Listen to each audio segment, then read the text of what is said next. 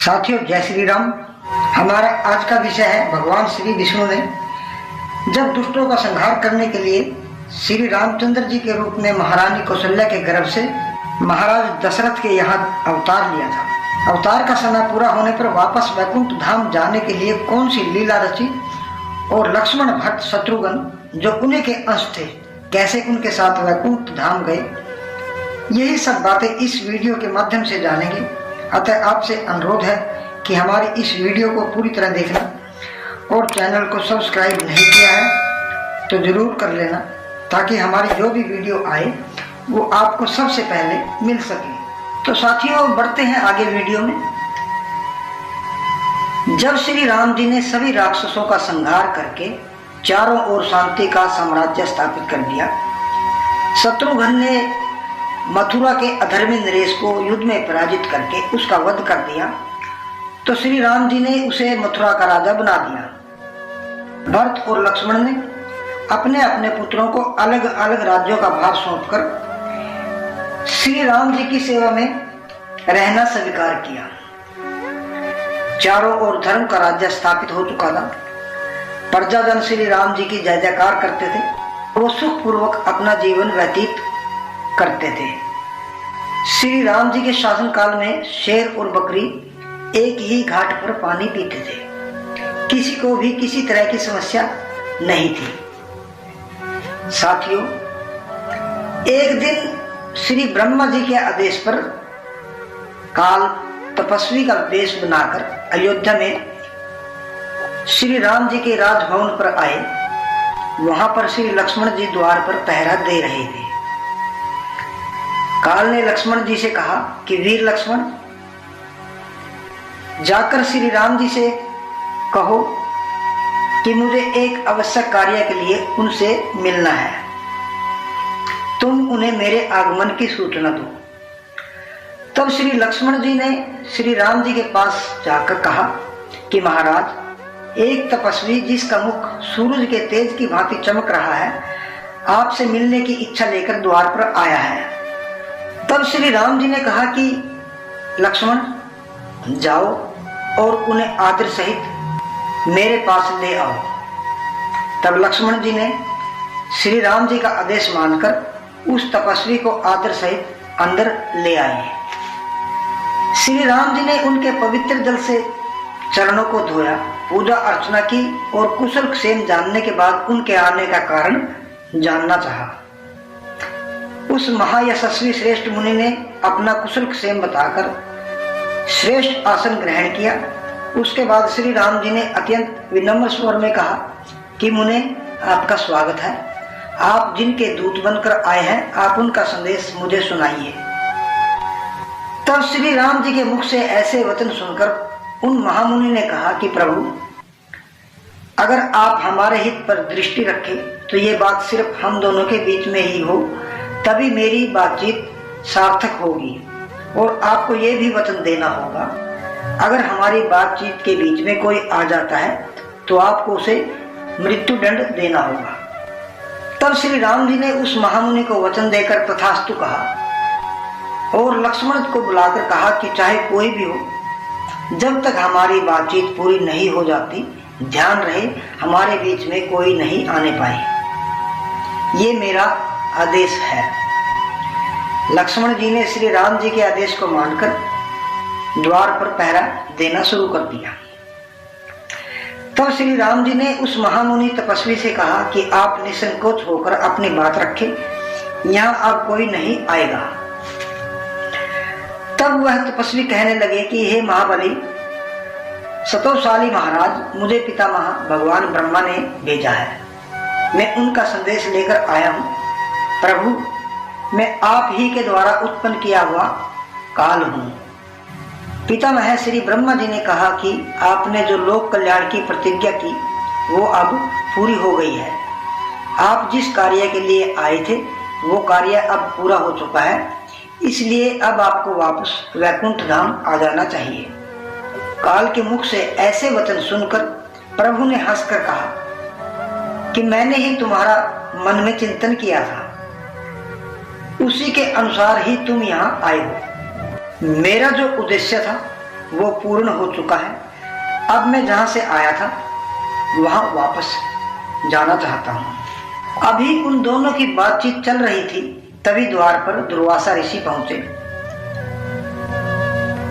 वह द्वार पर लक्ष्मण जी से कहने लगे कि लक्ष्मण, मुझे श्री राम जी से मिला दो, मेरा उनसे मिले बिना काम बिगड़ रहा है, और जाओ जल्दी करो, मुझे उनसे मिलना है।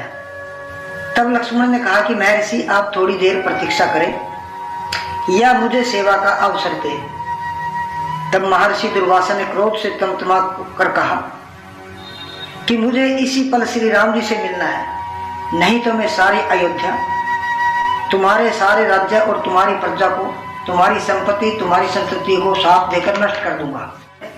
तब लक्ष्मण ने दुर्वासा के क्रोध को देखकर मन में विचार किया कि पूरा राज्य पर संकट आए तो इससे अच्छा है तो मैं ही अपनी मृत्यु का वरण कर लूं, क्योंकि अगर मैं बीच में जाता हूं तो श्री राम की प्रतिज्ञा के अनुसार मुझे मृत्यु दंड होना निश्चित है। ऐसा निश्चय करके लक्ष्मण जी ने रघुनाथ जी से दुर्वासा जी के आगमन की सूचना दी। लक्ष्मण की बात सुनकर श्री राम जी ने काल को तुरंत विदा किया और दुर्वासा जी से मिलने चले गए। हाथ जोड़कर दुर्वासा जी से कहने लगे कि महर्षि, मेरे लिए क्या आज्ञा है। तब दुर्वासा ऋषि कहने लगे कि हे श्री राम, मैंने 1000 वर्षों तक उपवास किया है, आज मेरे उपवास का अंतिम दिन है, अतः मैं आपके यहाँ जो भी भोजन है उसे ग्रहण करना चाहता हूँ। तब श्री राम जी ने दुर्वासा को खुशी खुशी भोजन करवाया। दुर्वासा जी ने प्रसन्न मन से भोजन किया और खाकर तृप्त होकर आशीर्वाद देकर चले गए। तब श्री राम जी ने काल के वचनों को याद कर सोच में पड़ गए कि जब लक्ष्मण ही नहीं रहेगा तो मैं क्या करूंगा। वो दुख के सागर में डूब गए। प्रभु श्री राम को दुखी देखकर लक्ष्मण जी ने कहा कि महाराज, आपको मेरे लिए दुखी नहीं होना चाहिए, क्योंकि ये काल की गति है, जो आया है उसे जाना ही पड़ेगा।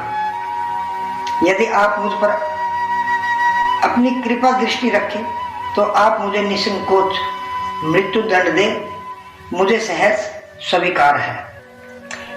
और वचन का पालन करना रघुवंश की परंपरा भी है। अतः लक्ष्मण जी ने मृत्यु दंड को स्वीकार करके सरयू किनारे जाकर आचमन किया और प्राण वायु को रोककर सरयू में जल समाधि लेकर इस लोक को छोड़कर अपने धाम को चले गए। तब श्री राम जी शोक में डूब गए। उन्होंने राज दरबारियों, प्रजाजनों सभी को इकट्ठा किया और शरीर त्यागने के बारे में कहा। तब सभी नगरवासियों ने भी साथ में शरीर त्यागने की बात कही। उसके बाद श्री रामचंद्र जी ने लव कुश को राज्य सौंपकर शत्रुघ्न के पास संदेश भेजा। शत्रुघ्न ने भी अपने पुत्रों का राज्याभिषेक किया और श्री राम जी के पास आ गए। जितने भी बानर, भालू, रीछ, जो सभी देवगण थे, समाचार सुनकर सभी श्री राम जी के पास आ गए। किष्किंधा के महाराज सुग्रीव ने भी अपना राज्य अंगद को सौंपकर श्री राम जी के चरणों में निवेदन किया कि प्रभु, मैं भी आपके साथ चलूंगा। श्री राम जी सुग्रीव को कहने लगे कि प्रिय मित्र, मैं तुम्हारे बिना देवलोक नहीं जा सकता। तब सभी वानर, भालू, रीछ, जो देवताओं, गंधर्वों के, ऋषियों के पुत्र थे, उन्होंने भी राम के साथ जाने का निश्चय किया। उन सभी की बात सुनकर श्री राम जी ने कहा कि बहुत अच्छा। श्री राम जी मुस्कुराए और विभीषण से कहने लगे कि राक्षस राज विभीषण, जब तक संसार की प्रजा जीवन धारण करेगी तब तक तुम भी जीवन धारण करोगे, तब तक भूतल पर तुम्हारा राज्य बना रहेगा। मैंने ये बातें मित्रवत कही है, तुम्हें मेरी आज्ञा का पालन करना चाहिए। एक बात और, हमारे कुल के देवता भगवान जगन्नाथ है, तुम्हें उसकी सदा पूजा अर्चना करते रहना चाहिए। विभीषण ने प्रभु की आज्ञा को दिल में धारण कर लिया। इसके बाद प्रभु ने हनुमान जी से कहा कि तुमने दीर्घ काल तक जीने की प्रतिज्ञा ली है, तुम सदा अजर अमर रहोगे। इस पर हनुमान जी ने कहा कि प्रभु, जब तक संसार में आपकी पावन कथा का प्रचार रहेगा तब तक मैं आपके आदेश का पालन करता रहूंगा। इसके बाद भगवान ने ब्रह्मा जी के पुत्र जामवंत, मैंद, द्विविद इन सभी से कहा कि तुम पांचों हनुमान, विभीषण, जामवंत, मैंद, द्विविद प्रलय के अंत तक जीवित रहोगे। ऐसा वरदान देकर इसके बाद श्री राम जी असंख्य वानर रीछ और बहुत से प्रजाजनों के साथ सरयू नदी पर पहुंचे। वहां पहुंचकर विविध मंत्रोच्चारण के साथ सभी ने अपने आप को सरयू के जल में समाहित करके जल समाधि ले ली और भगवान श्री राम अपने धाम वैकुंठ लोक चले गए। बाकी दूसरे देव भी अपने अपने लोक चले गए।